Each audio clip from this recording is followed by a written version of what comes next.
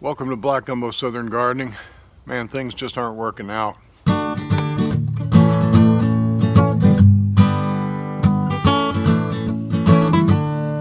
Well, it's one of those seasons where my timing and my plans are not working out.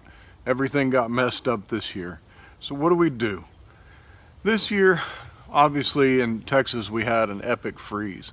And that freeze came right at the end of winter. In fact, just 2 days ago was our average last frost date. 2 weeks ago was the deepest freeze we've ever experienced in my lifetime here.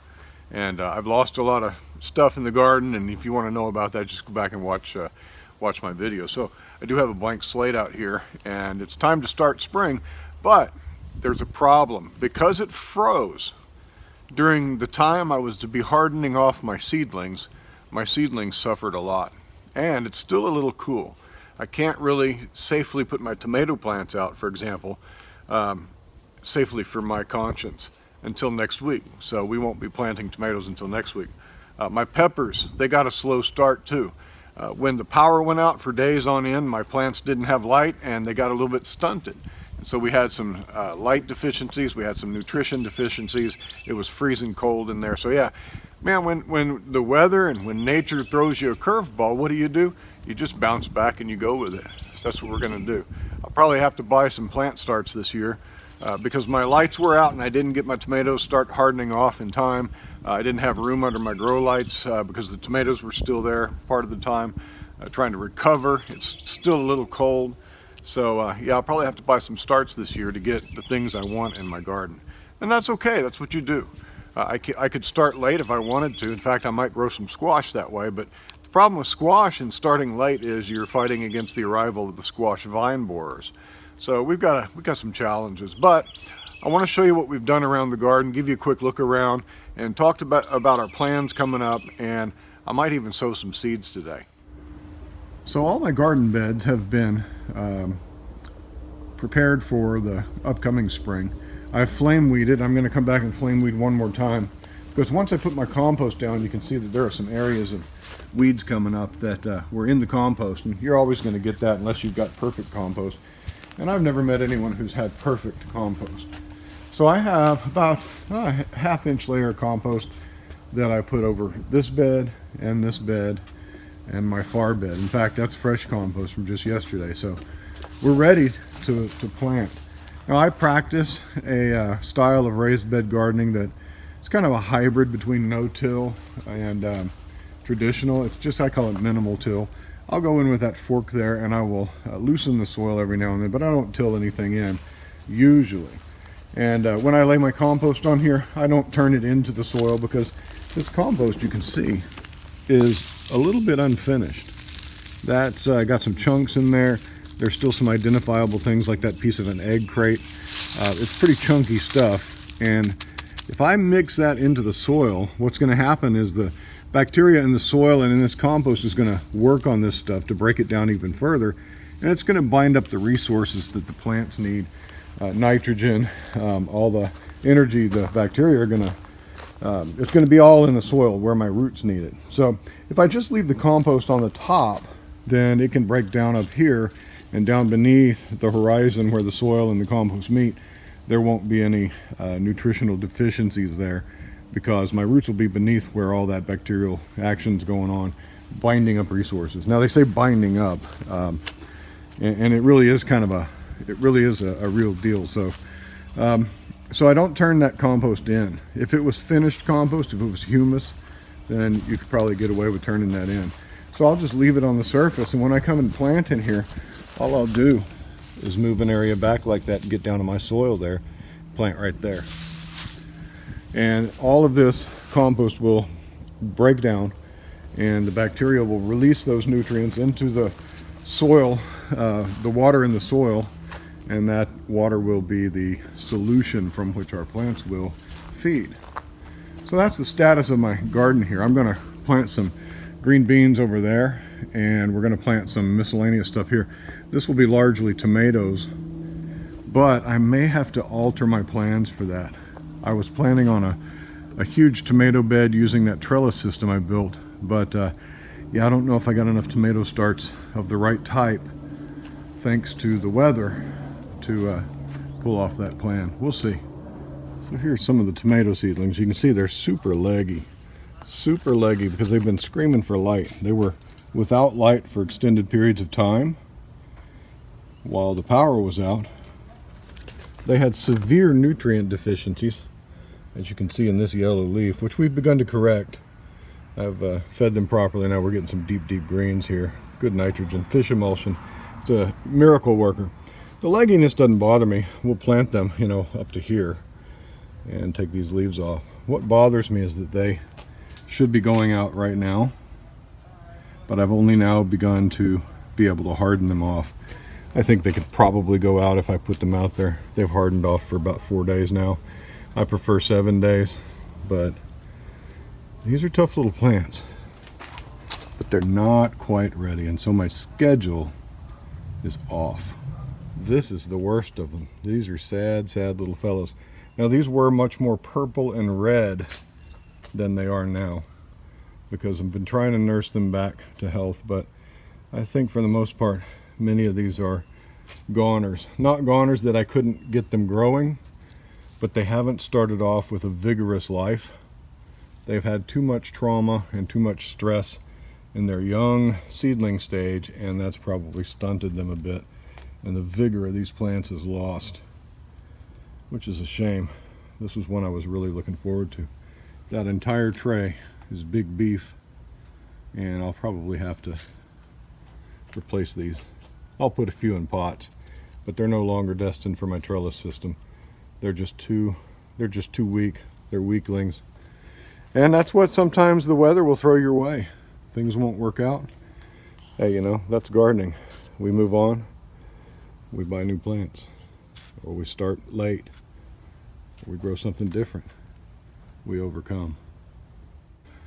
One success story is these bunching onions. I sowed these in this tray, and I left them covered out here. I may have even done a video on it, and they're coming up just fine. So I'll be able to plug those in around the garden where I need bunching onions.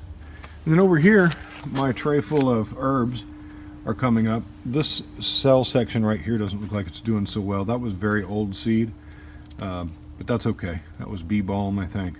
And there's another variety of bee balm in there. So yeah, these herbs will be going mainly in here and in the cells in my garden bed borders out there.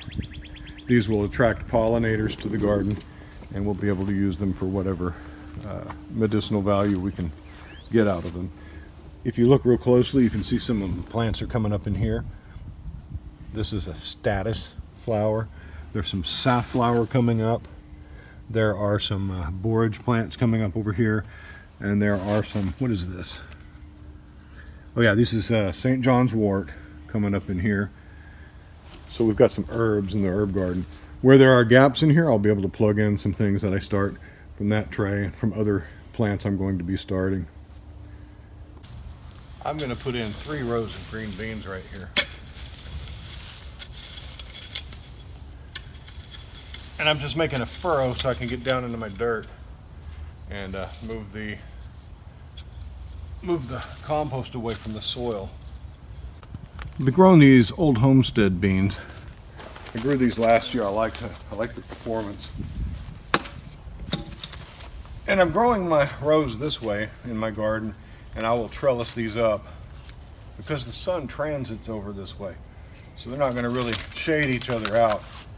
And there's enough room in between these where I think, you know what, I'm going to change things up. I'm going to space them a little more. Yeah, let's do that. Let's be safe. Better to do it right, huh? I'm going to eliminate this one here and move to about right there. That's more like it. Now these beans, they grow really well. They climb well. Let's cover this one up and go right about here. There we go. All right, so sometimes I pre-soak my beans. Sometimes I don't.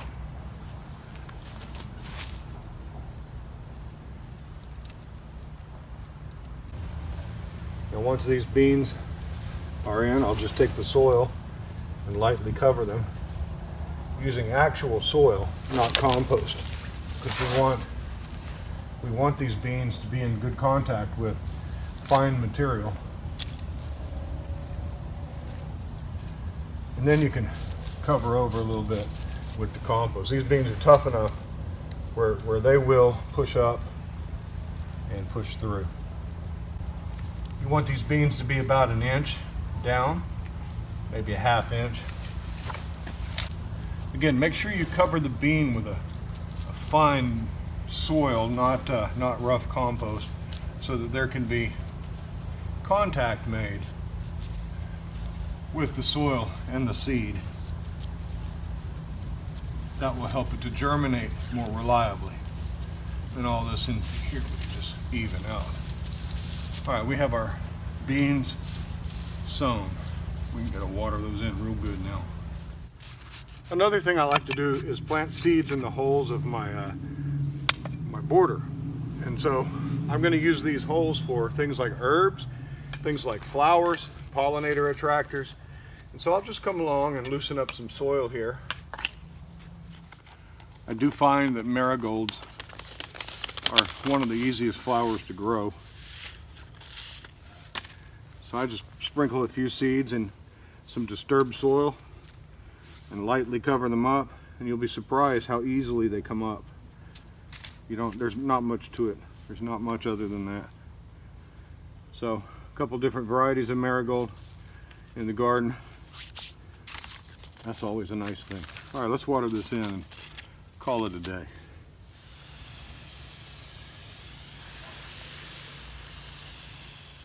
Well, at least we got something going, right? The beans are in, some of them. There's a 4x4 square of my garden over there, and it's got 3 rows of beans in it. And that should be enough beans for what we need here. I had about that many beans in that same bed on the other part of the bed, except they were in a linear fashion, and we got a lot of beans out of it. So with beans, you got to pluck them and keep them picked, and they'll keep producing for you throughout the growing season. But yeah, we've got them in. Hopefully they'll come up in the next week or so. And once they come up, we'll be able to see where they are, see which ones didn't come up, and re-sow real quickly. And then I'm going to mulch in between the beans with some grass clippings and leaves, and then we'll put a trellis up there and show you how to do that. So feels good to get something in. I've never hidden anything in my garden from you to make myself look more of a success than I actually am. I want to share with you where I have challenges, where I have failures, so I can be an encouragement to you. How are we going to learn if we don't make mistakes? How are we going to learn if we don't overcome challenges that are out of our control? The weather out there, we can't control the weather. And as gardeners, we have to learn to be flexible and adapt. If your average last frost date is March the 1st, like it is here, well, that's just an average. Sometimes there's going to be an extension of cold weather, a couple of weeks either side, maybe 3 weeks in a bad year, maybe more, you never know. We have to be willing to accept that and roll with it.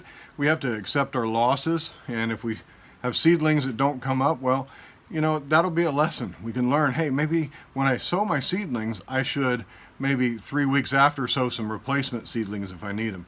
And if you don't need those replacement seedlings, give them to friends or make them into compost. Yeah, I thought about that, but I was sure when I started my seedlings, since we had such a mild winter up until that point, I was sure that we were going to be able to get an early start. But it didn't work out. It's the way it goes. Hey, we're going to be honest on this channel. We're going to learn together. We're going to overcome our challenges together, and I hope that you find this kind of content interesting and helpful, maybe encouraging. I know we didn't teach a lot today, but hey, some days that's how it is. There's not a lot going on in the garden at the moment. So like us on Facebook. You can follow us on Instagram, where we post pictures of the garden. And please subscribe to our channel if you haven't already. And we'll have a lot of good how-tos, a lot of informative teaching videos coming up. We'll talk to you next time. Happy gardening to you. Bye-bye.